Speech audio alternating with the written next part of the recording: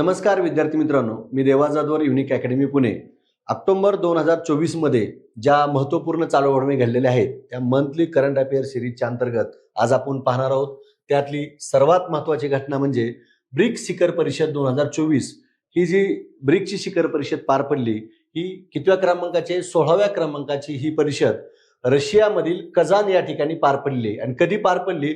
22 ते 24 ऑक्टोबरच्या दरम्यान ही परिषद पार पडली. आणि भारतातर्फे कोण सहभागी झालं तर पंतप्रधान नरेंद्र मोदी यांनी सहभाग घेतलाय.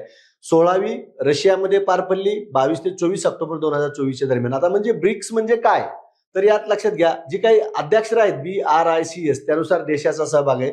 बघा, 16 जून 2009 ला स्थापना झाली. वाक्य काय आहे? सर्वसमावेशक वाढ आणि शाश्वत उपाय हे घोषवाक्य आहे.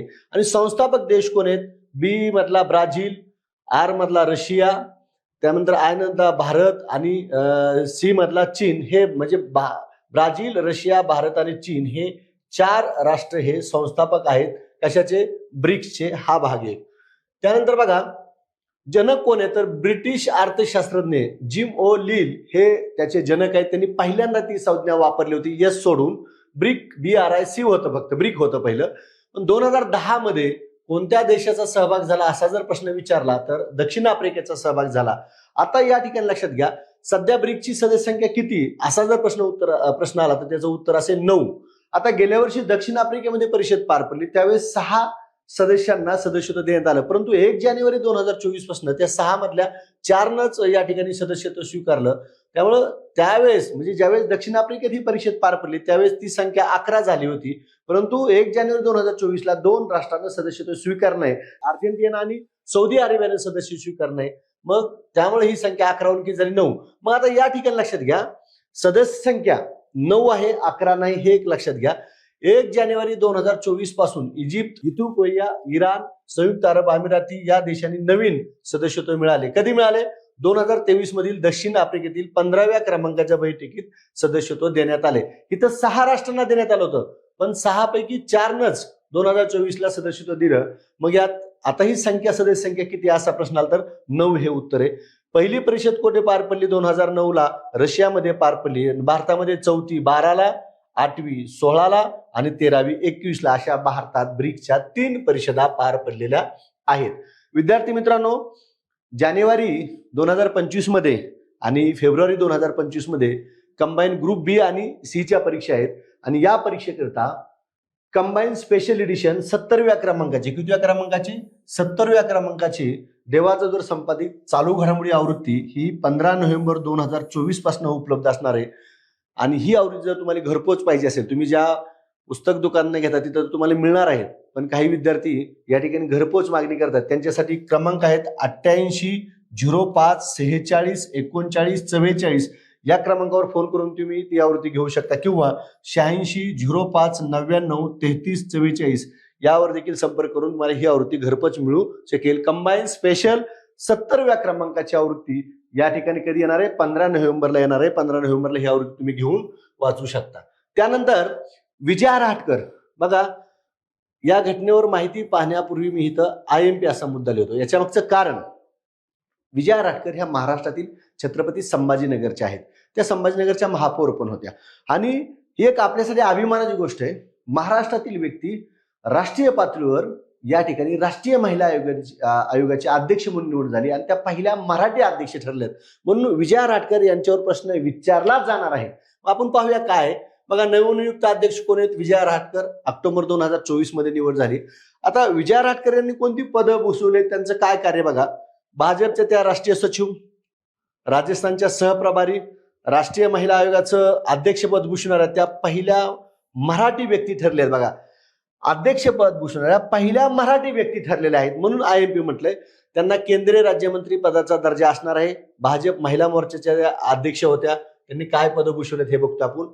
त्यानंतर बघा, महाराष्ट्र राज्य महिला आयोगाच्या देखील त्या अध्यक्ष होत्या 2016 ते 21च्या दरम्यान. हे अध्यक्षपद महाराष्ट्र राज्य महिला आयोगाचं आणि राष्ट्रीय महिला आयोगाचं अध्यक्षपद भूषवण्याला पण महाराष्ट्रातले त्या एकमेव आहेत. त्यांनी राबविलेले महिला केंद्रित उपक्रम सक्षमा, प्रज्वल, सुहिता, निर्मल वारी योजना हे त्यांनी उपक्रम राबवले. त्यांचं आपण कार्य पण पाहतोय. छत्रपती संभाजीनगरच्या महापौर त्या 2007 ते 2010च्या कालखंडात होतात आणि त्यांनी काही पुस्तक लिहिली. आता विजया रहाटकर यांनी कोणतं पुस्तक लिहिलं किंवा नाही असा प्रश्न आला तर विधिलिखित Agnishikha Dhadadu Dya, Aurangabad leading to wide roads, आता छत्रपती संभाजीनगर झालेले नाव, मॅजिक ऑफ ब्ल्यू फ्लेम ही त्यांनी पुस्तकं लिहिलेली आहेत. त्यानंतर याच दरम्यान तुम्ही ऑक्टोबरमध्ये बघितलं तर राज्य महिला आयोगाच्या अध्यक्षपद जे काही 3 वर्षाकरिता असतं हे 3 वर्षाकरचं अध्यक्षपद देखील बदलण्यात आलंय. तत्पूर्वी विजया रहाटकर मध्ये तुम्हाला मला सांगायचं राहिलं, या राष्ट्रीय महिला आयोग जो आहे, राष्ट्रीय महिला आयोगाच्या स्थापना जी आहे ती 1992चा आहे आणि अधिनियम ही 90चा आहे आणि विजया रहाटकर ज्या आहेत ह्या 9व्या अध्यक्ष आहेत. जयंती पटनायक ह्या पहिल्या अध्यक्ष आहेत ज्या राष्ट्रीय महिला आयोगाच्या, आणि या ठिकाणी विजया रहाटकर कितव्या आहेत असा जर प्रश्न आला तर त्या 9व्या अध्यक्ष आहेत अशा पद्धतीने लक्षात ठेवू शकता. आणि त्याचबरोबर रुपाली चाकणकर यांची ऑक्टोबर 2024 मध्ये दुसऱ्यांदा, बघा काय म्हटलंय, दुसऱ्यांदा राज्य महिला आयोगाच्या अध्यक्षपदी त्यांची नियुक्ती करण्यात आली. ही नियुक्ती पुढील किती वर्षाकरिता असणार आहे? पुढील 3 वर्षाकरिता ही नियुक्ती असणार आहे. ही वैधानिक संस्था आहे. दिवाणी न्यायालयाचा काय आहे, याला दर्जा आहे, बरोबर आहे. कशाचा दर्जा आहे असा प्रश्न आला तर विचारला तर काय तुमचं उत्तर असेल, दिवाणी न्यायालयाचा दर्जा आहे. त्यानंतर या ठिकाणी एक लक्षात घ्या की आता ह्या राज्य महिला आयोग स्थापना कधी झाली? 25 जानेवारी 1993 ला झाली. एक अध्यक्ष असतात, 6 अशासकीय सदस्य असतात आणि एक सचिव असतो. पोलीस महासंचालक हे आयोगाचे पदसिद्ध सदस्य असतात, हे देखील लक्षात घ्या. राज्य महिला आयोग स्थापन करणाऱ्या देशातील पहिलं राज्य कुठलं? तर महाराष्ट्र. त्यानंतर विद्यार्थी मित्रांनो बघा, आपल्याला जी माहिती पाहिजे ती सोनम वांगचुक यांच्याबद्दलची माहिती पाहिजे. बघा, लडाखवासी यांच्या विविध मागण्यासाठी पदयात्रेद्वारे दिल्लीकडे निघालेले पर्यावरणवादी कार्यकर्ते सोनम वांगचुक यांना दिल्ली पोलिसांनी ताब्यात घेतल्याची कारवाई वादाच्या भोवऱ्यात सापडली आहे. आता ही कारवाई वादाच्या भोवऱ्यात सापडली म्हणून ही व्यक्ती चर्चेत आलेली आहे आणि आपण आधीच म्हटलेलं याच्यापूर्वी सांगितले की जी व्यक्ती चर्चेत असते त्याच्याबद्दलचे आपल्याला प्रश्न विचारले जातात. आता लडाखवासीच्या काय मागण्या आहेत आणि त्यांच्या मागण्या घेऊन दिल्लीकडे कोण गेलं होतं? सोनम वांगचुक गेले होते. त्यांना तिथं पकडण्यात आलं, पोलिसांनी ताब्यात घेतलं. मग काय मागण्यात बघा, लडाखला स्वतंत्र राज्याचा दर्जा द्या. आता 2019 मध्ये केंद्रीय गृहमंत्री अमित शहा यांनी लडाख आणि जम्मू काश्मीर हे 2 केंद्रशासित प्रदेश डिक्लेअर केले. तेव्हापासून ही मागणी काय की राज्याचा दर्जा देण्यात यावा, ही तेथील नागरिकाची प्रमुख मागणी. लडाखमध्ये स्वतंत्र लोकसेवा आयोग स्थापन करण्यात यावं, स्वतंत्र लोकसेवा आयोग स्थापन करण्यात यावं.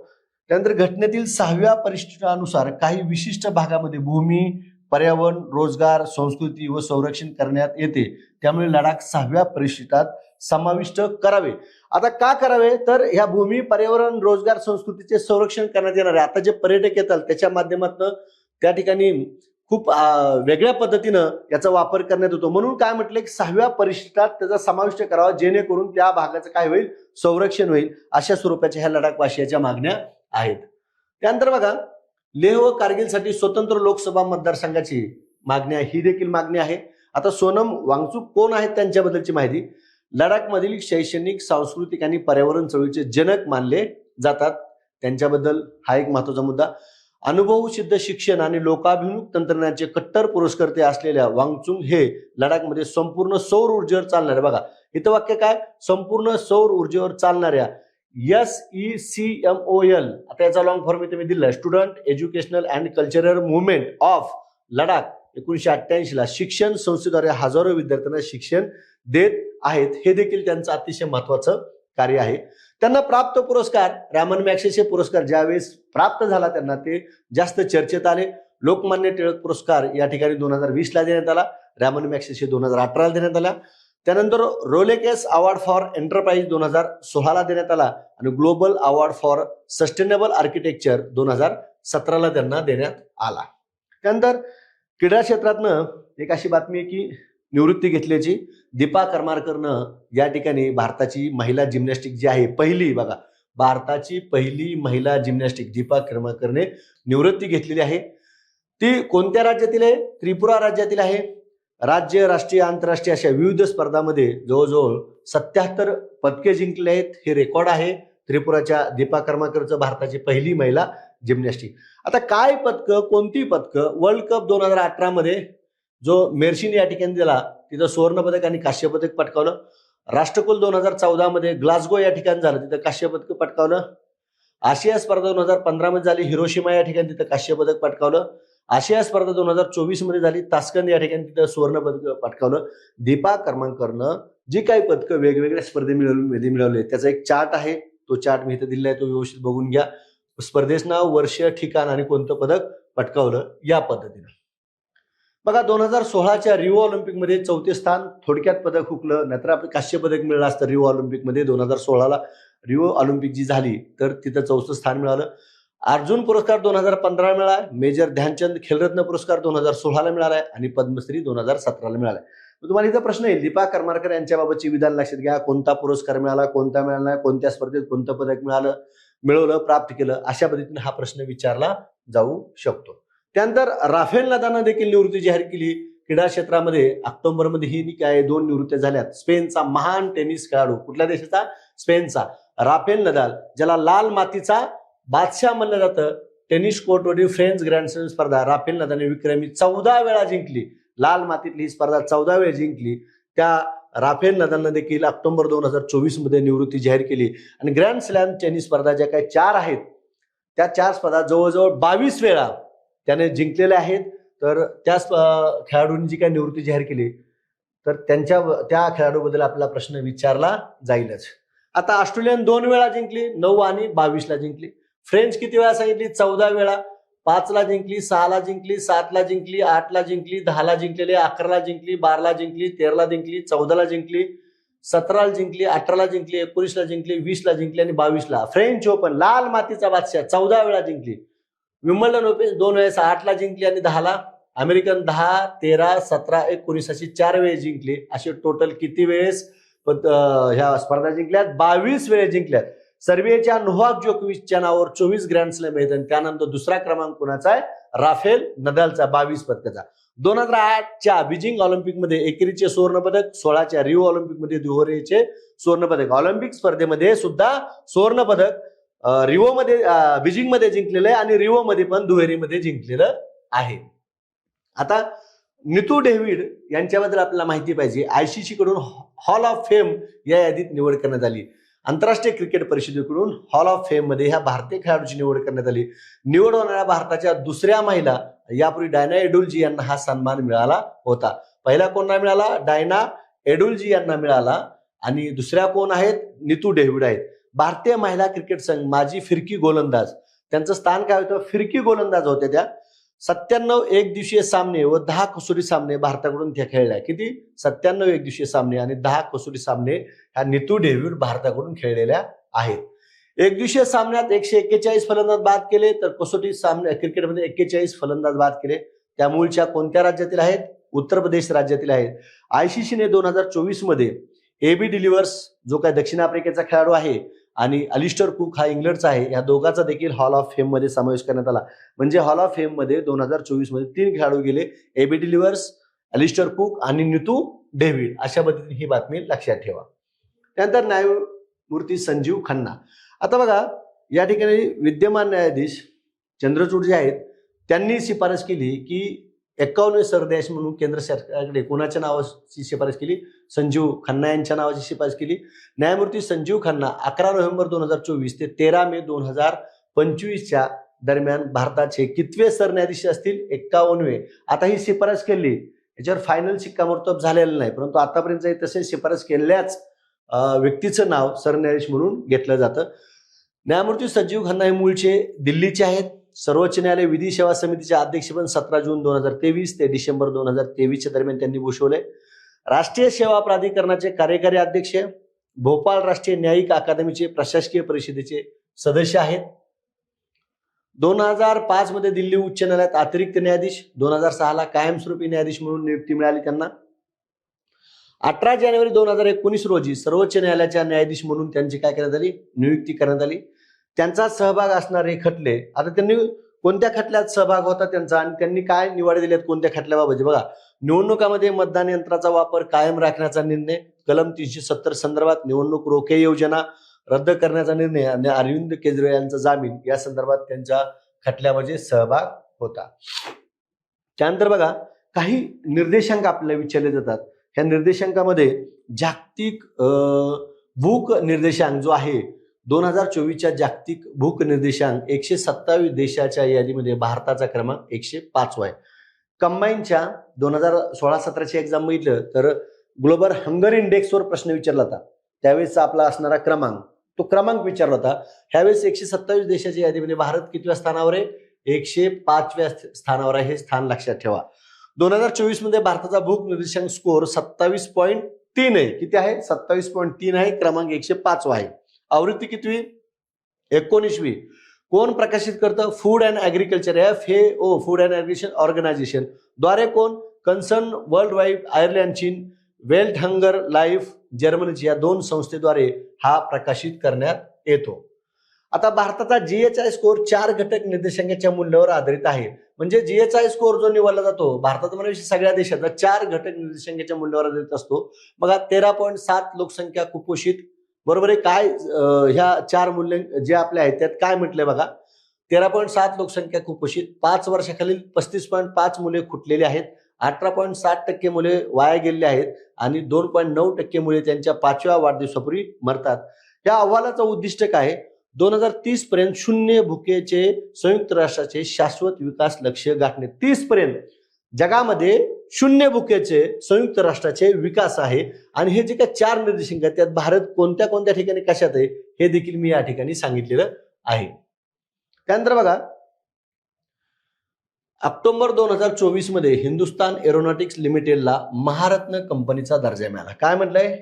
ऑक्टोबर 2024 मध्ये हिंदुस्तान एरोनॉटिक लिमिटेडला महारत्नाचा दर्जा मिळाला. आणि महारत्नाचा दर्जा मिळाली ही भारतातील कितवी कंपनी ठरली? 14वी कंपनी ठरली. हिंदुस्तान एरोनॉटिक लिमिटेडची स्थापना 23 डिसेंबर 1940 ला झाली. भारत सरकार मालकीची भारतीय एरोस्पेस आणि संरक्षण कंपनी आहे. मुख्यालय या कंपनीचे कुठे आहे? बेंगलोर या ठिकाणी मुख्यालय आहे. आता बघा ही जगातली सर्वात जुनी आणि सर्वात मोठी, काय म्हणजे सर्वात जुनी आणि सर्वात मोठी एरोस्पेस आणि संरक्षण उत्पादक कंपनी 2010 पासून महारत्न दर्जा सुरुवात झाली देण्यामध्ये. सध्या देशातील 14 सार्वजनिक क्षेत्रातील उपक्रमांना महारत्न दर्जा देण्यात आला. केंद्र सरकार किंवा इतर CPSEचा थेट हिस्सा 51% किंवा त्याहून अधिक असलेल्या कंपन्यांना केंद्रीय सार्वजनिक क्षेत्रातील उपक्रम म्हणजे CPSES म्हटले जाते. मागील 3 वर्षातील निव्वळ नफा 5,000 कोटी रुपयापेक्षा जास्त. निकषमध्ये काय? 5,000 कोटीपेक्षा नफा काय असावा? जास्त असावा असं म्हटलेलं आहे. त्यानंतर बघा आता महारत्न दर्जा प्राप्त कंपन्या कोणत्या आहेत? 14. बेल आहे, स्थापना 1964 ला, मुख्यालय दिल्ली या ठिकाणी. BPCL आहे, 1976 ला स्थापना, मुंबई या ठिकाणी मुख्यालय आहे. CIL आहे, 1975, कोलकाता या ठिकाणी मुख्यालय आहे. गेल आहे, GAIL गेल 1984 ला, दिल्ली या ठिकाणी आहे. HPCL 1974, मुंबई या ठिकाणी मुख्यालय. IOCIL 1959, दिल्ली या ठिकाणी मुख्यालय आहे. NTPC 1975, दिल्ली या ठिकाणी मुख्यालय आहे. म्हणजे जे 14 कोणते आहेत ते आपल्याला विचारलं तर माहित असावं म्हणून इथे मी सांगतोय. 8 ONGC 1956 ला स्थापना, दिल्लीला मुख्यालय. PFC 1986 ला स्थापना, दिल्ली या ठिकाणी मुख्यालय. PGCIL 1989, गुरुग्राम या ठिकाणी मुख्यालय. सेल 1954, दिल्ली या ठिकाणी मुख्यालय. RECL 1969 ला स्थापना, दिल्ली या ठिकाणी मुख्यालय. OIL 1959 ला स्थापना, दुलियाजान या ठिकाणी मुख्यालय. आणि हिंदुस्तान एरोनॉटिक लिमिटेड 1940 ला स्थापना, बेंगलोर या ठिकाणी मुख्यालय. ह्या 14 महारत्न कंपन्या आहेत, हे लक्षात ठेवा. आता ह्या 14 ज्या काही प्राप्त आहेत त्या कंपल्सरी पाठच करायचं. कोणती आहे किंवा नाही असं विचारलं तर हे आपल्याला माहित असणं गरजेचं आहे. मग आता निकष काय आहेत बघा? संबंधित कंपनीला नवरत्न दर्जा असावा, बरोबर आहे. काय असावा? नवरत्न दर्जा असावा. ही कंपनी भारतीय स्टॉक एक्सचेंज कडून सूचीबद्ध असावी.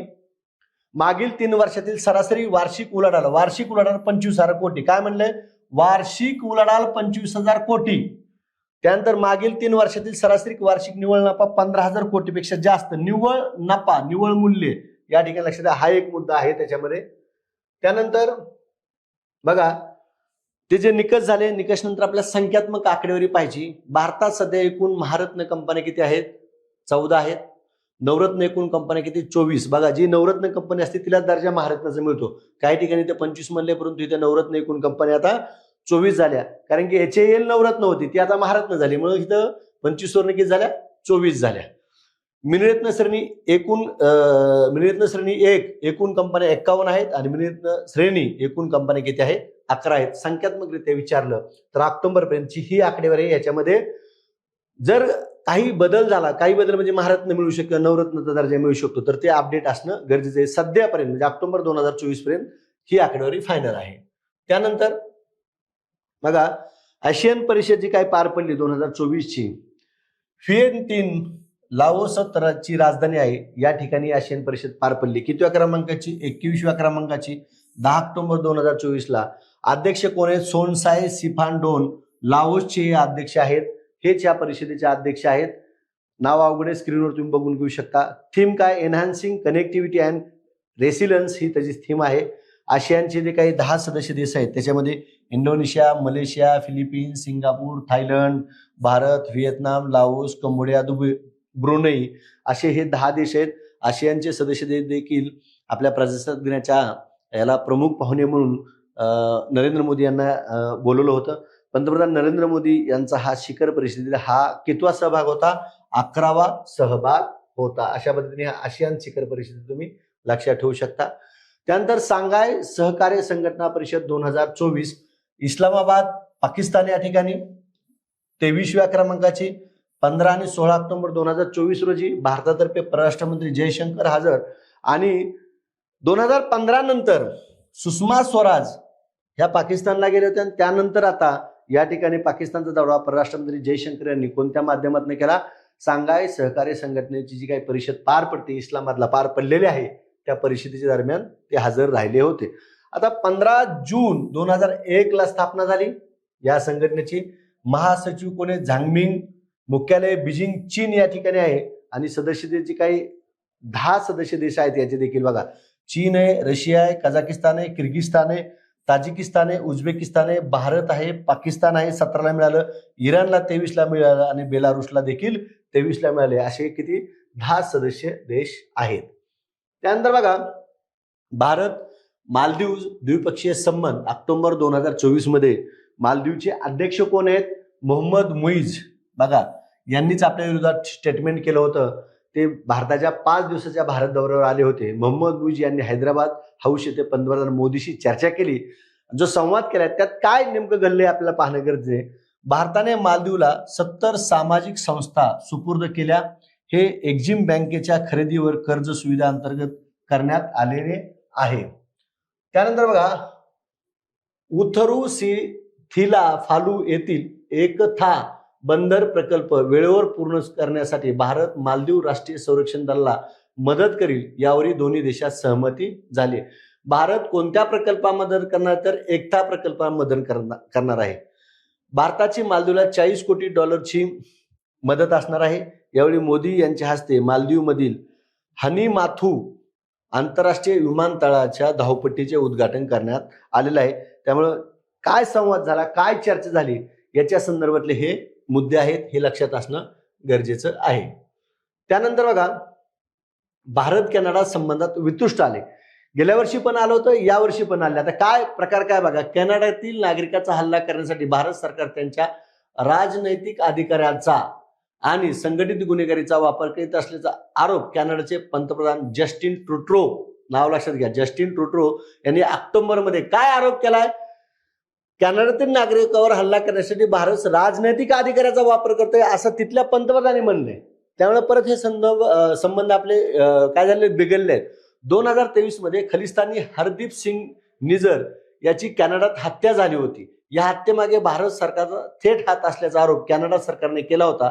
हरदीप सिंग निजर याला कॅनडाचे नागरिकत्व देण्यात आले होते. आता हरदीप सिंग निजरची जी काय हत्या झाली याच्यामध्ये सुद्धा भारताचा सहभाग आहे असं त्यावेळेस सुद्धा जस्टिन ट्रुडोने म्हणलं होतं. यावेळेस राजनैतिक अधिकाऱ्याचा वापर करण्यात येतो असं देखील म्हणलंय.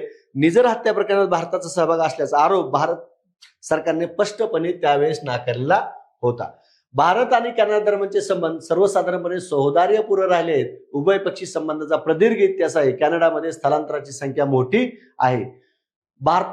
भारतातूनही तेथे मोठ्या प्रमाणात स्थलांतर झाले आहे. त्यामध्ये शिखाची संख्या सर्वात मोठी आहे. 2 वर्षापूर्वी स्थलांतरित भारतीयांच्या संख्येने 10 लाखाचा टप्पा ओलांडला होता. त्यामुळे संबंध सौहार्दपूर्ण असणे उभय देशाच्या हिताचे आहे. त्यानंतर पहिली हायड्रोजन रेल्वे गाडी.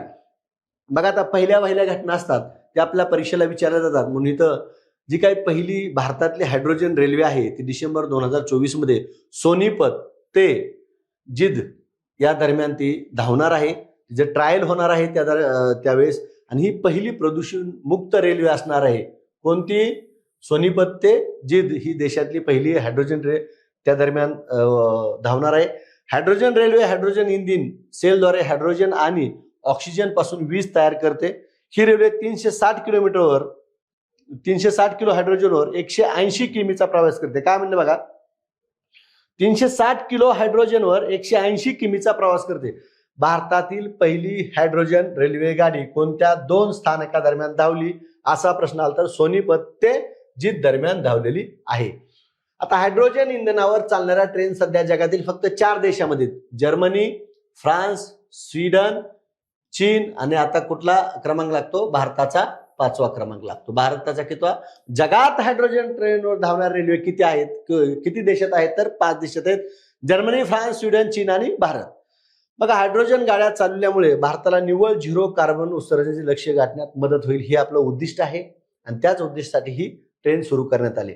चेन्नईतील इंटिग्रेटेड कोच फॅक्टरीमध्ये प्रोटोटाईप ट्रेनचे सुरू करण्यात आलेले आहे.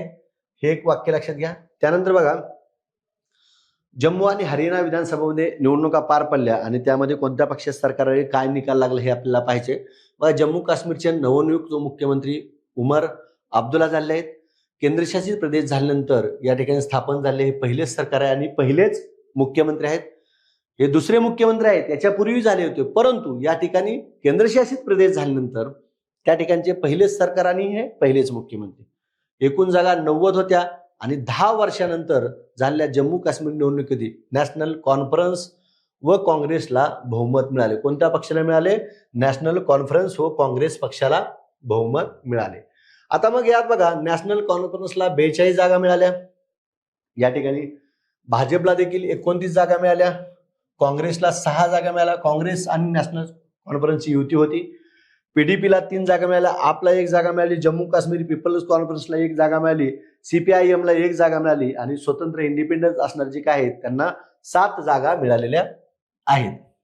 आता त्यानंतर बघा, हरियाणा विधानसभा निवडणूक 2024, एकूण जागा विधानसभेच्या 90. भाजपने हरण्यात बाजी मारत सलग 3ऱ्यांदा सत्ता काबीज केली. सलग कितव्यांदा?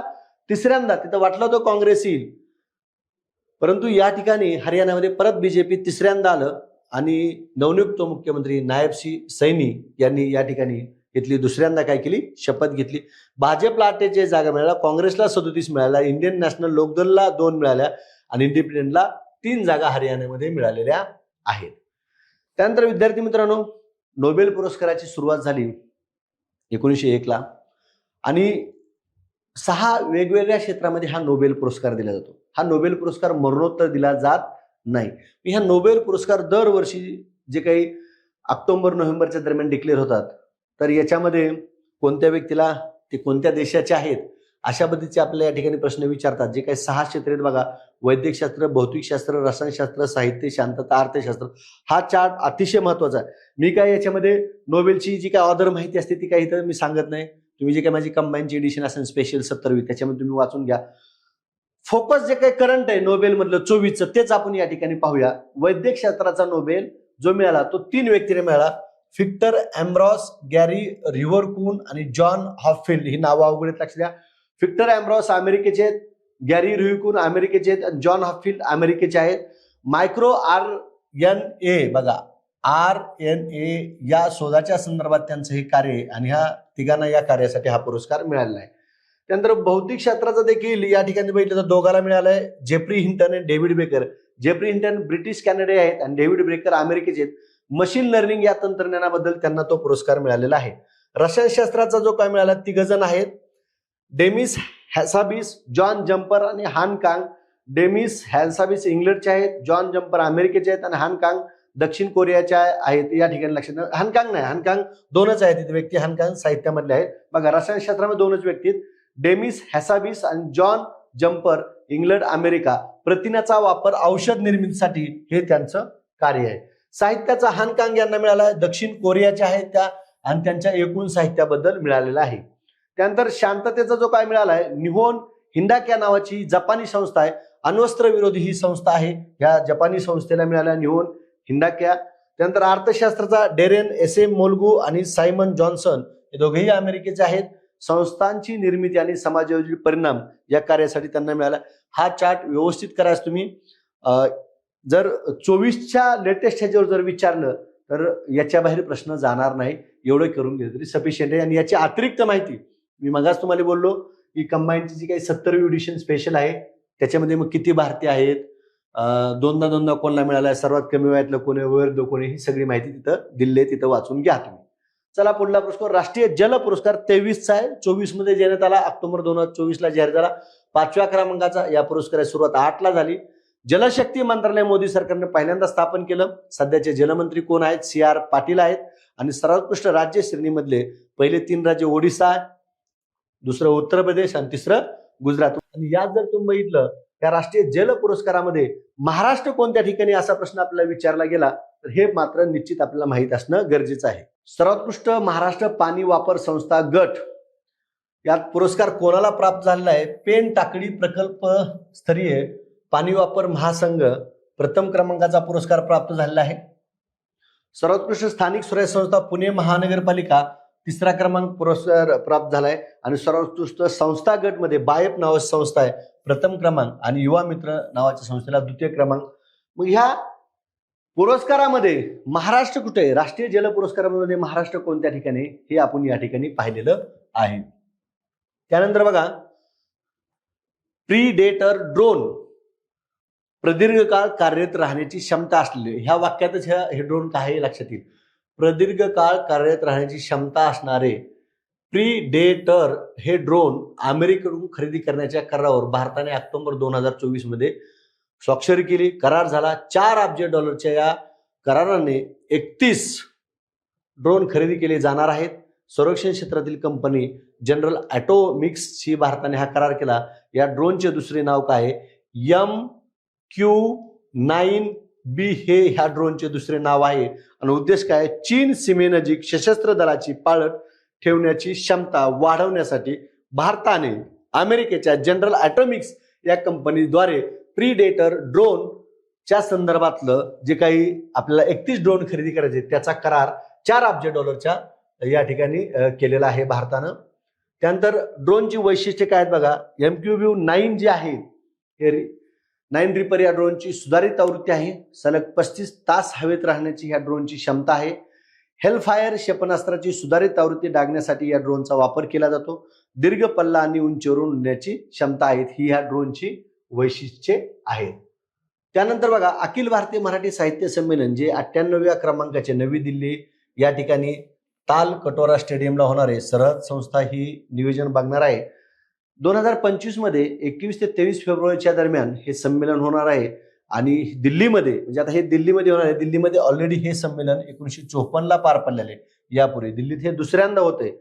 आणि त्याचे अध्यक्ष त्यावेळेस ते तर्क तीर्थ लक्ष्मण शास्त्री जोशी होते. संमेलनाचं बोधचिन्ह जे काय आहे, निवड समितीचे अध्यक्ष राज ठाकरे आणि बोधचिन्ह जे बनवलं ते प्रसाद गवळी यांनी बनवलं.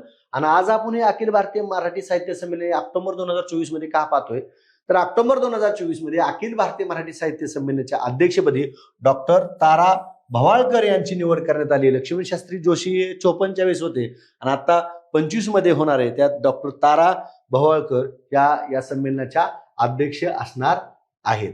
आता अखिल भारतीय साहित्य संमेलनाच्या महिलांची निवड झाल्यामुळे परत महिला हा मुद्दा चर्चेत आला. मग आतापर्यंत 6 महिलांनी अध्यक्षपद भूषवले. कुसुमावती देशपांडे 1961ला झालं. ग्वाल्हेर या ठिकाणी त्या पहिल्या महिला अध्यक्ष आहेत. दुर्गा भागवत 1975 कराड, शांता शेळके 1996 आळंदी, विजया राध्यक्ष 2001 इंदूर, अरुणा डेरे 2019 यवतमाळ आणि तारा भवाळकर 2025 इथं म्हणायचं आपण 2025 दिल्ली या ठिकाणी. 24 चुकून झाल्या तिथं 2025 दिल्ली या ठिकाणी.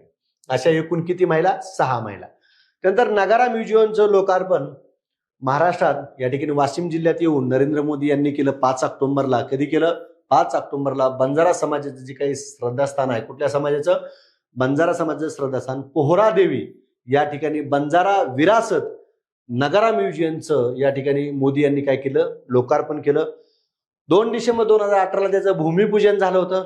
बंजारा समाजाचा इतिहास, परंपरा, संस्कृती दर्शवणारे 5 मजली असे भव्य नगारा संग्रहालय साकारण्यात आले. पोहरा देवी ठिकाणास बंजारा समाजाची काय म्हटलं जातं? काशी म्हटलं जातं. हे ठिकाण वाशिम जिल्ह्यात येतं, हे पण तुम्ही लक्षात ठेवा. त्यानंतर पहिले संविधान भवन पिंपरी चिंचवड पुणे या ठिकाणी पिंपरी चिंचवड महापालिका आणि आमदार महेश लांडगे यांच्या माध्यमातून पहिले संविधान भवन भारतातलं स्थापन करण्यात येणार आहे. आता बघा इथं 2-3 कन्फ्युजनच्या गोष्टीत संविधान मंदिर 434 औद्योगिक प्रशिक्षण संस्था औन ज्या ITI आहेत महाराष्ट्रातले तिथं संविधान मंदिर असणार आहे. बघा संविधान मंदिर इथं काय आहे संविधान भवन आणि संविधान पार्क जयपूर राजस्थान राष्ट्रपती द्रौपदी मुर्मू यांनी 3 जानेवारी 2024 ला उद्घाटन केलं आणि संविधान मंदिरचं 15 सप्टेंबर 2024 ला उपराष्ट्रपतींनी उद्घाटन केलं आणि संविधान भवन डिक्लेअर केलं पिंपरी चिंचवड महापालिका आणि आमदार महेश लांडगे. भवन मंदिर आणि पार्क ह्या 3 मधला तुम्ही या ठिकाणी फरक लक्षात घ्या. त्यानंतर महिलाचा T20 वर्ल्ड कप पार पडला आणि याच्यामध्ये पुन्हा एकदा दक्षिण आफ्रिकेचा पराभव झाला. जसा पुरुषाच्या वर्ल्ड कप मध्ये हे देखील दक्षिण आफ्रिकाचा पराभव बऱ्याच वेळेस झालाय तसं या ठिकाणी देखील न्यूझीलंडनं दक्षिण आफ्रिकेचा पराभव केला. न्यूझीलंडच्या कर्णधार कोणी सोफी डिवाइन आणि दक्षिण आफ्रिकेच्या लॉरा वेलॉर्ड ह्या कर्णधार आहेत. सामनावीर आणि मालिकावीरचा किताब अमेलिया केअर जी आहे न्यूझीलंडची या खेळाडूला मिळाला. दुबईमध्ये ही स्पर्धा पार पडली. बांगलादेशला होणार होती पण तिथली जी काही राजकीय वातावरण तुम्ही बघितलं त्याच्यामुळे ही स्पर्धा परत दुबईला संयुक्त अरब अमिरेत UAE ला आणली आणि ही जी स्पर्धा आहे ही 9व्या क्रमांकाची सहभागी देश 3 ऑक्टोबर ते 20 ऑक्टोबरच्या दरम्यान पार पडली. ही स्पर्धा न्यूझीलंडनं पहिल्यांदा जिंकली हे वाक्य लक्षात घ्या. आता स्पर्धेचे एक्झाम्पल बांगलादेशकडे होते पण त्या देशातील अस्थिर राजकीय स्थितीमुळे ICCने ही स्पर्धा UAEत आयोजित केली. 2016ची आगामी स्पर्धा इंग्लंड या ठिकाणी होणार आहे. सहभागी देश Australia, Bharat, New Zealand, Pakistan, Sri Lanka, Bangladesh, England, Scotland, दक्षिण आफ्रिका आणि वेस्ट इंडिज. दर 2 वर्षांनी होते. सर्वाधिक वेळा कोणी जिंकली? ऑस्ट्रेलियाने जिंकली. इंग्लंड, वेस्ट इंडिज आणि न्यूझीलंडनं प्रत्येकी 1 वेळा ही स्पर्धा जिंकलेली आहे. त्यानंतर इराणी चषक एकदा साधा सोपा प्रश्न आला होता. ज्यांनी अभ्यास केला त्यांना माहिती. साधा प्रश्न काय आला, इराणी चषक कोणत्या खेळाशी संबंधित आहे? तर कुठल्या खेळाशी? क्रिकेट खेळाशी संबंधित आहे. सेस भारताला हरवून मुंबईने 27 वर्षानंतर इराणी ट्रॉफी जिंकली. वाक्य लक्षात घ्या. कोणत्या संघाला? सेस भारत संघाला हरवून मुंबईने 27 वर्षानंतर इराणी ट्रॉफी जिंकली. सामनावीर सरफराज खान. इराणी चषकात कोण असतं बघा? इराणी चषकात रणजी विजेता संघ आणि उर्वरित राज्यातील खेळाडूंचा बनलेला सेत भारत संघ एकमेव खेळतात. या वर्षीची 61वी लढत होती. लखनौमध्ये प्रथमच इराणी चषकाचे आयोजन केले होते. कुठे पार पडली? लखनौमध्ये पहिल्यांदाच.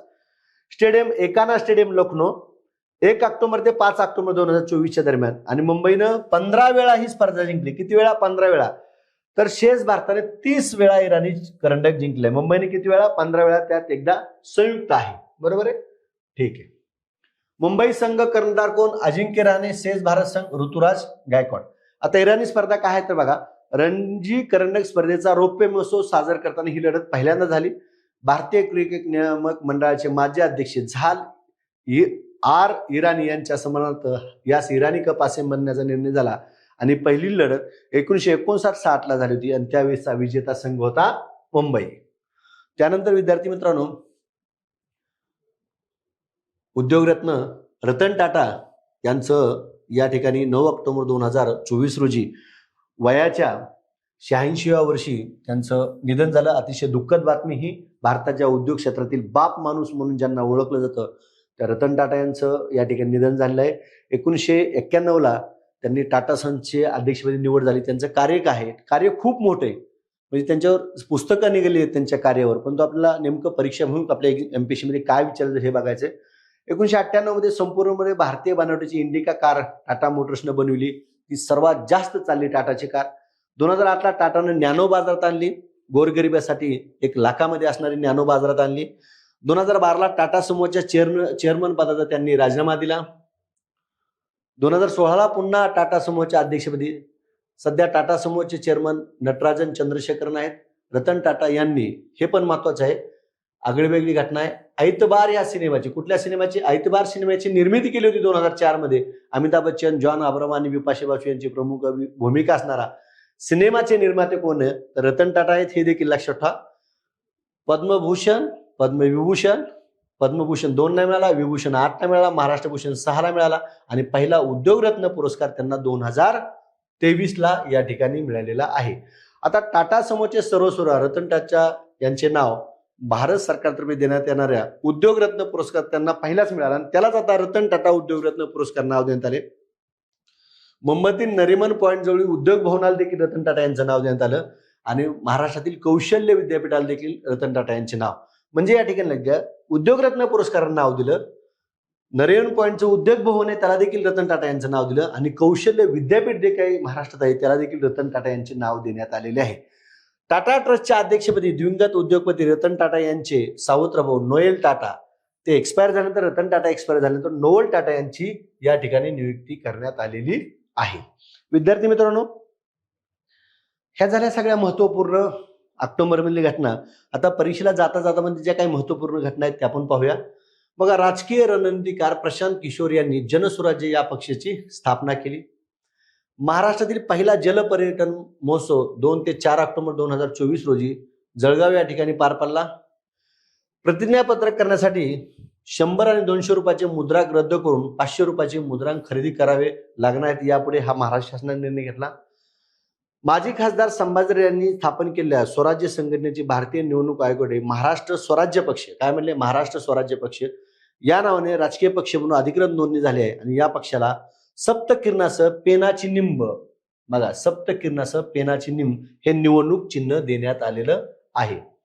त्यानंतर सर्जन व्हाईस ऍडमिरल आरती सरीन यांनी सशस्त्र दल वैद्यकीय सेवा महासंचालक म्हणून पदभार स्वीकारला. त्या पहिल्या महिला महासंचालक बनल्या. कोण? आरती सरीन. 2 ऑक्टोबर आंतरराष्ट्रीय अहिंसा दिन आणि त्याची थीम आहे शांततेची संस्कृती जोपासणं. त्यानंतर महाराष्ट्र राज्य अनुसूचित जाती जमाती आयोगाचे नवीन अध्यक्ष आनंदराव अडसूळ.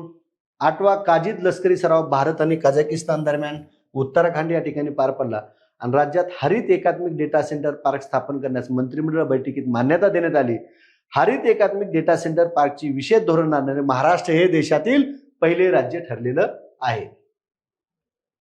त्यानंतर राज्यातील प्राचीन व ऐतिहासिक वास्तूचे नुकसान करण्यास 2 वर्षाचा तुरुंगवास तसे 1 लाख रुपयापर्यंतचा दंड इतकी तरतूद करण्यात आली. बिग बॉस 5वे छत्र विजेता सूरज चव्हाण, उपविजेता अभिजित सावंत. लैंगिक शोषणाचा आरोप करण्यात आलेले प्रसिद्ध नृत्य दिग्दर्शक शेख जानी बादशाह उर्फ जानी मास्टर यांना जाहीर झालेला राष्ट्रीय पुरस्कार केंद्र सरकारने परत घेतला. तुम्हाला इथं प्रश्न येईल, जो राष्ट्रीय पुरस्कार जाहीर झाला तो कोणाचा परत घेण्यात आला असा प्रश्न आला तर जानी बादशाह उर्फ जानी मास्टर असं म्हटलं जातं. जानी बादशाह, जानी मास्टर. तमिळनाडूचे तिरुपूर देशातील पहिले रासायनिक कचरामुक्त औद्योगिक शहर बनले. 38व्या राष्ट्रीय खेळाचे आयोजन उत्तराखंडमध्ये 28 जानेवारी ते 14 फेब्रुवारी 2025च्या दरम्यान उत्तराखंडमध्ये होणारे राष्ट्रीय खेळाचं आयोजन 38व्या कुठल्या राज्यात? उत्तराखंडमध्ये. राज्यातील दुसरे सौरग्राम टेकडी तालुका खेड जिल्हा पुणे आणि पहिले सौरग्राम माण्याचीवाडी तालुका पाटण जिल्हा सातारा. राज्य सरकारने चित्रपट धोरण समिती स्थापन केली असून स्मिता ठाकरे यांची समितीच्या अध्यक्षपदी निवड केली. कोणाची निवड केली? स्मिता ठाकरे यांची निवड केली. मुख्यमंत्री माझी शाळा सुंदर शाळा दुसरा टप्पा 51 लाखाचे बक्षीस प्राप्त शाळा खाजगी गट प्रभात किड्स स्कूल सोमठाणा जिल्हा अकोला आणि शासकीय गट जिल्हा परिषद शाळा धानोरे तालुका खेड जिल्हा पुणे. खाजगी कोणती आणि शासकीय कोणती हे 2 महत्वाचे. घर घर संविधान अभियान राबविणारे महाराष्ट्र देशातील पहिले राज्य ठरलेलं आहे. डॉक्टर पी वेणुगोपाळ यांचे वयाच्या 82व्या वर्षी निधन झाले. देशातील पहिले हृदय प्रत्यारोपण त्यांनी 3 ऑगस्ट 1994 रोजी केले होते. त्यांनी त्यांच्या आयुष्यात 5000 पेक्षा अधिक ओपन हार्ट, काय म्हणले, ओपन हार्ट सर्जरी केल्या आहेत. 1998ला त्यांना पद्मभूषण देण्यात आलंय. त्यांचं या ठिकाणी निधन झालेलं आहे. देशातील दुसरे 3D प्रिंटिंग, बघा 3D प्रिंटिंग टपाल कार्यालय पुण्यातील सहकार नगर येथे सुरू करण्यात म्हणजे तयार केले जाणार आहे. देशामध्ये पहिला बेंगलोर येथील हलसरू बाजारजवळ केम्ब्रिज लेआउट येथे त्रिमितीय मुद्रण म्हणजे 3D प्रिंटिंग तंत्रज्ञानातून भारतातील पहिले टपाल कार्यालय. पहिलं कोणतं, दुसरं कुठलं? आता दुसरं आपल्या महाराष्ट्रात सुरू केले, पुण्यातील सहकार इथं सुरू करण्यात येणार आहे. त्यानंतर बघा क्रॉसवर्ड बुक पुरस्कार मराठीतील विश्वास पाटील लिखित दुंडिया तुझ्या गळ्यात देशात या पुस्तकाला मिळालेला आहे. त्यानंतर राज्यातील एकमेव युद्ध स्मारक वॉर मेमोरियल डोंबिवलीत उभारण्यात येणार आहे. आंतरराष्ट्रीय नेमबाजी क्रीडा महासंघाने भारताला पुढील वर्षी होणाऱ्या ज्युनियर नेमबाजी विश्वचषक स्पर्धेचे यजमानपद दिलेलं आहे. विश्वकोश निर्मिती मंडळाचे नवनियुक्त अध्यक्ष रवींद्र सोमने, राज्य साहित्य संस्कृती महामंडळाच्या अध्यक्षपदी पुन्हा एकदा डॉक्टर सदानंद मोरे यांची 3ऱ्यांदा निवड करण्यात आली. अनुसूचित जातीच्या आरक्षणामध्ये उपवर्गीकरणाचा प्रारूप आराखडा ठरवण्यासाठी पाटणा उच्च न्यायालयाचे निवृत्त न्यायाधीश अनंत मनोहर बदर यांच्या अध्यक्षतेखाली समिती स्थापन करण्यात आली. भारतीय तटरक्षक दलाचे 26वे प्रमुख म्हणून महासंचालक म्हणून परमेश शिवमणी यांची निवड करण्यात आलेली आहे. त्यानंतर भारतीय सायबर अपराध समन्वय केंद्राची राष्ट्रीय brand ambassador Rashmika Mandanna. Hockey India league 2024 सर्वाधिक बोली हरमनप्रीत सिंग 78 लाख सुरमो हॉकी क्लबनं. युपी मध्ये अन्न पदार्थामध्ये थुकल्यास किंवा लघवी मिसळल्यास इथून पुढे 10 वर्षापर्यंत तुरुंगवासाची शिक्षा भोगावी लागणार आहे. अशा स्वरूपाचा कायदा लागू करणारे उत्तर प्रदेश देशातील पहिले राज्य आहे. अल्जेरिया देशातील शहीद दही दोन अब्देल हफीड विद्यापीठाच्या वैज्ञानिक आणि तंत्रज्ञान केंद्राने राष्ट्रपती द्रौपदी मुर्मू यांना मानद डॉक्टरेट पदवी दिली अल्जेरिया देशाने. त्यानंतर Femina miss India 2024 Nikita Porwal Madhya Pradesh. प्रेबो Subianto इंडोनेशियाचे नवीन 8वे राष्ट्राध्यक्ष. भारतीय महिला फुटबॉल गोल मशीन म्हणून ओळखली जाणारी बालादेवी नेपाळ 2024च्या सॅप महिला चॅम्पियनशिपमध्ये पाकिस्तान विरुद्धच्या सामन्यात 50वा आंतरराष्ट्रीय गोल करणारी पहिली भारतीय महिला ठरली. मॉरिशसचा भाग असलेल्या चेगोस द्वीप समूहावरील ताबा सोडल्यास ब्रिटन अखेर राजी झाला आहे. चेगोस द्वीप समूहावरील ताबा ब्रिटनने सोडला. 2024चा विष्णुदास भावे पुरस्कार सुहासिनी उर्फ सुहास जोशी यांना मिळाला. 4 ऑक्टोबर 2024 रोजी केंद्र सरकारने अहमदनगर जिल्ह्याचे नाव बदलून अहिल्यानगर असे करण्यास काय केली परवानगी दिलेली आहे. परीक्षेला जाता जाता हा प्रकार झाल्यानंतर विद्यार्थी मित्रांनो ऑक्टोबर 2024 मधील काही MCQ चालू घडामोडीचे सराव प्रश्न मल्टिपल चॉईस क्वेश्चन आपण पाहूया. त्यामध्ये पहिला प्रश्न असा आहे, क्रिंग्स गट बघा CRINK क्रिंग गट कोणत्या गटाला शह देण्यासाठी स्थापन करण्यात आला? ब्रिक्स, G20, G7 आणि नाटो. आता या ठिकाणी लक्षात घ्या हा नव्यानं गट स्थापन झालाय, त्यामुळे कदाचित आता ब्रिक्स, G7, G20 हे ते पूर्वी स्थापन झाले. यात जर तुम्ही बघितलं तर क्रिंग जो हा नव्याने स्थापन झालेला गट आहे, हा गट जो स्थापन झाला कोणत्या गटाला शह देण्यासाठी म्हणलंय तर त्याचं उत्तर आहे नाटो या गटाला शह देण्यासाठी. आता मग क्रिंग्स मध्ये कोण कोण आहेत बघा. ह्याच्यामध्ये चीन आहे, C म्हणजे चीन आहे, R म्हणजे रशिया आहे बघा काय म्हटलंय R म्हणजे रशिया, I मध्ये जर बघितलं तर इराण आहे आणि K मध्ये जर बघितलं NK मध्ये जर बघितलं तर उत्तर कोरिया आहे. म्हणजे अशा पद्धतीनं 1 2 3 4 देशाचा मिळून नाटोला शह देण्यासाठी, जी काय नाटो ही लष्करी संघटना जगातली पहिली, तर या संघटनेला शह देण्यासाठी चीन, रशिया, इराण आणि उत्तर कोरियानं क्रिंग नावाचा एक नवीन गट स्थापन केलेला आहे. त्यामुळे यावर आपल्या एखादा प्रश्न विचारला जाऊ शकतो. त्यानंतर दुसरा प्रश्न आपण पाहूया बघा. 2024चा रामानुजन पुरस्कार अलेक्झांडर डन यांना प्राप्त झाला, ते कोणत्या देशातील आहेत असा प्रश्न विचारलाय बघा. ऑक्टोबर मध्ये रामानुजन जे आहेत ते ज्येष्ठ भारतीय गणित तज्ज्ञ आहेत आणि गणित क्षेत्रातील अतुलनीय योगदानाबद्दल रामानुजन पुरस्कार दरवर्षी दिला जातो आणि त्या संदर्भातले अलेक्झांडर डन जे आहेत त्यांना 2024चा रामानुजन पुरस्कार मिळाला आहे आणि ते कोणत्या देशातील आहेत तर त्याचं उत्तर आहे हे अमेरिका या देशातील आहेत. अशा पद्धतीने तुम्ही या ठिकाणी लक्षात ठेवू शकता. आणि या पुरस्काराची सुरुवात जी झाली ती 2005 पासून हा पुरस्कार देण्यात येत आहे. त्यानंतर तिसरा आहे 2026 ची राष्ट्रकुल स्पर्धा कोठे होणार आहे अशा स्वरूपाचा प्रश्न विचारलाय. आता यामध्ये एक लक्षात घ्या की या 26च्या राष्ट्रकुल बद्दल तुम्ही बघितलं असेल, ऑक्टोबर मध्ये एक न्यूज आली होती की 2026 ची जी काही 23व्या क्रमांकाची 23व्या क्रमांकाची राष्ट्रकुल स्पर्धा जी आहे ही स्पर्धा विद्यार्थी मित्रांनो ऑस्ट्रेलियामध्ये होणार होती. बघा कुठं होणार होती? ऑस्ट्रेलियामध्ये होणार होती, परंतु ऑस्ट्रेलियाने नकार दिला आणि त्यानंतर ही स्पर्धा स्कॉटलंड देशाने या ठिकाणी सहमती दर्शवली की आम्ही घेतो. मग राष्ट्रकुल स्पर्धा म्हणजे काय या ठिकाणी लक्षात याचं काय 2026 ची राष्ट्रकुल स्पर्धा कोठे होणार ते याचं उत्तर काय स्कॉटलंडला होणार आहे. मग आता ही कितव्या क्रमांकाची क्रमांक कितवा आहे? 23वा क्रमांक आहे. आता ही स्पर्धा परत आपण का पाहतो दर 4 वर्षांनी राष्ट्रकुल स्पर्धा होत असते. मग ह्या राष्ट्रकुल स्पर्धेतनं काही खेळ वगळलेले खेळ जे आहेत, कोणते खेळ वगळलेत तर ज्या खेळामध्ये आतापर्यंत राष्ट्रकुलमध्ये भारताने सर्वाधिक पदकं जिंकली होती तेच खेळ खर्चाचं कारण साधून स्कॉटलंडनं म्हणण्यापेक्षा राष्ट्रकुल असोसिएशननं ते खेळ स्कॉटलंडच्या स्पर्धेत वगळण्यात आले. मग नेमकं कोणते खेळ आहेत ते आपल्याला माहिती असणं गरजेचं आहे. बघा यामध्ये हॉकी हा खेळ वगळलेला आहे, त्यानंतर बॅडमिंटन हा खेळ वगळण्यात आलाय, कुठला बॅडमिंटन. त्यानंतर कुस्ती हा खेळ वगळण्यात आलेला आहे. त्यानंतर क्रिकेट देखील वगळण्यात आलाय. त्यानंतर नेमबाजी, म्हणजे नेमबाजीमध्ये जर आपण सर्वाधिक पदकं जिंकत असतो ते देखील खेळ वगळलाय. टेबल टेनिस वगळण्यात आलेलं आहे.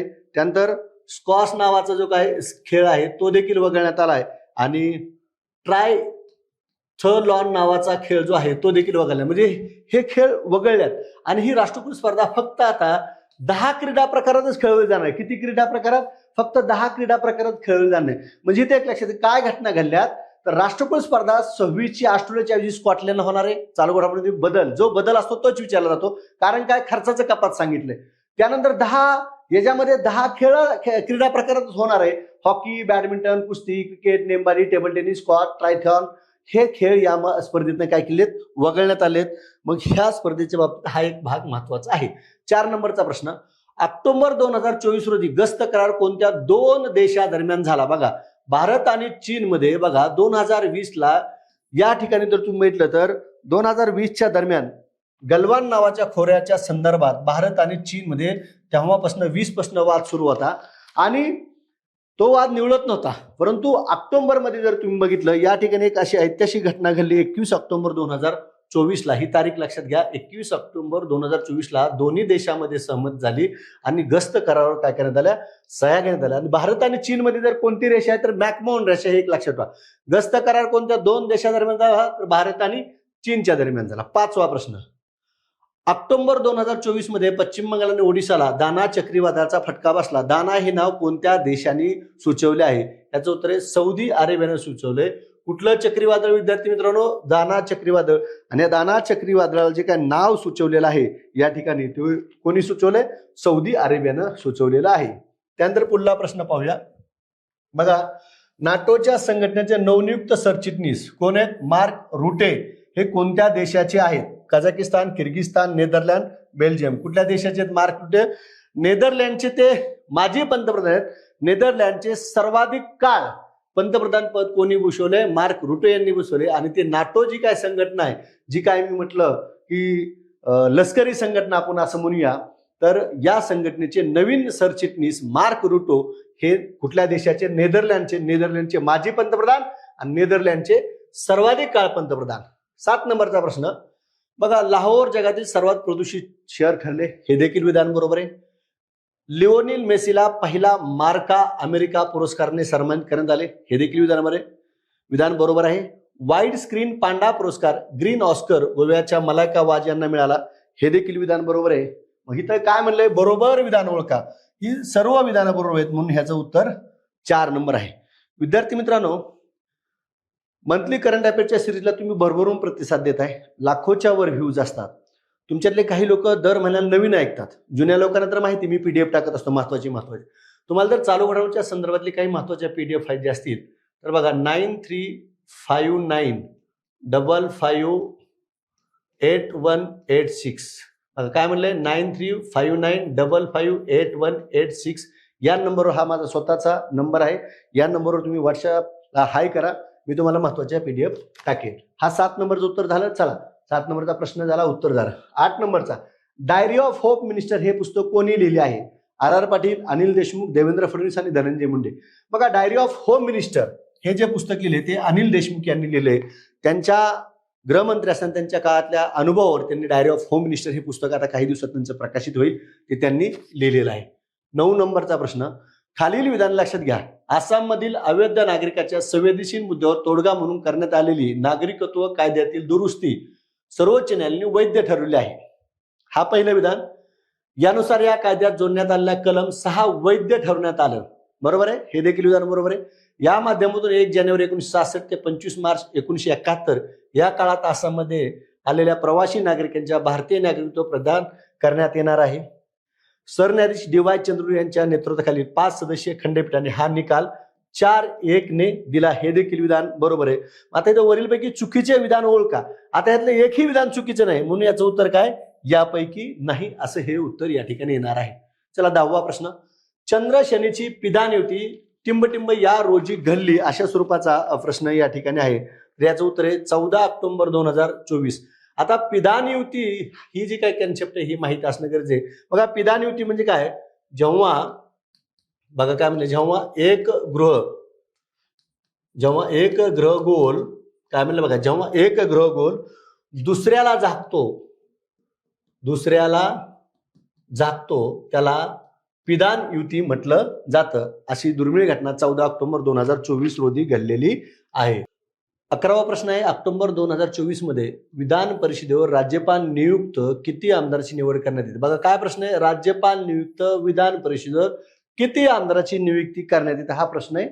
तर या ठिकाणी लक्षात घ्या, वेगवेगळ्या क्षेत्रातील साहित्य, कला, पत्रकारिता अशा वेगवेगळ्या क्षेत्रातील तज्ञ व्यक्तीचा या ठिकाणी राज्यपाल नियुक्त विधान परिषदेवर निवड करण्यात येत असे आणि त्या आमदारांची संख्या आहे 12 मधले 7 आमदाराची निवड ऑक्टोबर 2012 मध्ये या ठिकाणी राज्यपाल CP राधाकृष्णन यांनी केलेली आहे. आता हे 12 मधले 7 कोणते निवडले आहेत हे आपल्याला माहित असणं गरजेचं आहे. तुम्ही भाजपचे जर बघितले तर चित्रा वाघ यांचा समावेश आहे. भाजपच्या चित्रा वाघ ह्या एक आहेत. त्यानंतर विक्रांत पाटील आहेत दुसरे व्यक्ती हे भाजपचे, आणि भाजपची तिसरी व्यक्ती जी आहे बाबूसिंग, बाबा नावं माहिती असणं गरजेचं आहे, बाबूसिंग राठोड हे जे आहेत असे 3 भाजपचे आहेत. त्यानंतर 2 राष्ट्रवादी काँग्रेस अजित पवार गट आणि 2 शिवसेना धनुष्यबाण या ठिकाणी एकनाथ शिंदे. आता राष्ट्रवादी काँग्रेसचे 2 कोणते आहेत तर बघा, पंकज भुजबळ हे एक आहेत आणि दुसरे आहेत इद्रिस नाईकवाडी, आणि यामध्ये 2 आहेत शिवसेनामध्ये हेमंत पाटील आणि त्यानंतर मनीषा कायदे. 2 महिला आहेत, चित्रा वाघ आणि मनीषा कायदे शिवसेना पक्षाच्या धनुष्यबाणाच्या मनीषा कायदे आणि चित्रा वाघ बीजेपीच्या. असे टोटल 3 आणि 2 5 आणि 2 7 व्यक्तीची निवड विधान परिषदेवर राज्यपाल नियुक्त ऑक्टोबर मध्ये 7 व्यक्तीची निवड करण्यात आलेली आहे. त्यानंतर पहिली खो खो विश्वचषक स्पर्धा टिंबटिंब देशात जानेवारी 2025 मध्ये होणार आहे. तर याचं उत्तर आहे भारत. पहिली आहे, भारत खो खोचा जनक आहे, या खेळाचा जनक आहे आणि ही पहिली स्पर्धा होती, ही भारत देशामध्ये होत आहे. त्यानंतर 2022-23चा शिवछत्रपती राज्य क्रीडा जीवन गौरव पुरस्कार टिंबटिंब्यांना जाहीर झाला. तो प्रदीप गदे यांना जाहीर झाला. बॅडमिंटन मधील या खेळासाठी आशियाई क्रीडा स्पर्धा ज्या काय पार पडल्या होत्या 82ला, त्याच्यामध्ये यांनी कांस्य पदक मिळवलं होतं आणि त्यांना शिवछत्रपती राज्य क्रीडा पुरस्कार जीवन गौरव पुरस्कार, कुठला पुरस्कार, जीवन गौरव पुरस्कार देण्यात आला. त्यानंतर 14 नंबरचा, भारताचे रजिस्टर जनरल आणि जनगणना आयुक्त टिंबटिंब हे आहेत. तर याचं उत्तर आहे मृत्युंजय कुमार नारायण हे या ठिकाणी भारताचे रजिस्टर जनरल आणि जनगणना आयुक्त फेरनियुक्ती यांची करण्यात आल्यामुळे परत हा प्रश्न घेतलेला आहे. 15वा प्रश्न, खालील विधाने लक्षात घ्या. भारतीय सैन्य दलाच्या वतीने झाशीच्या बबीना फील्ड फायरिंग रेंजमध्ये नुकतेच सॉलोमन शक्ती, काय म्हटलंय, सॉलोमन शक्ती या एकात्मिक अग्निशमन आणि युक्ती प्रशिक्षण केंद्राचे आयोजन केले होते, प्रशिक्षण सरावाचे आयोजन केले होते, बरोबर आहे. हा सराव 17 ते 22 ऑक्टोबर 2024 या कालावधीत पार पडला. या सॉलोमन शक्ती सरावाला 1800हून अधिक कर्मचारी, 210 बख्तरबंद वाहने, 50 विशेष वाहने आणि अनेक हवाई विमान वाहतूक मालाने यात भाग घेतला. वरीलपैकी बरोबर विधान ओळखा असं म्हटलेलं आहे. तर आता ही तिन्ही विधानं बरोबर आहेत, तर अ, ब, क हे असं त्याचं उत्तर आहे. विद्यार्थी मित्रांनो, ऑक्टोबर 2024चा व्हिडिओ तुम्हाला कसा वाटला त्याबद्दलचं निश्चितच तुम्ही कमेंट बॉक्समध्ये टाकाल असे मी आशा बाळगतो. आणि येणारी 70वी आवृत्ती आणि माझी मंथली करंट अफेअरची जी काही सिरीज आहे ती पाहिली तर येणाऱ्या कंबाईनच्या परीक्षेला निश्चितच तुम्हाला फायदा होणार आहे. तर माझी तुम्हाला सगळ्यांना विनंती, 15 नोव्हेंबर 2024 नंतर कंबाईन स्पेशल एडिशन 70वी आवृत्ती येणार आहे, तर ती आपण सर्वांनी वाचावी. धन्यवाद.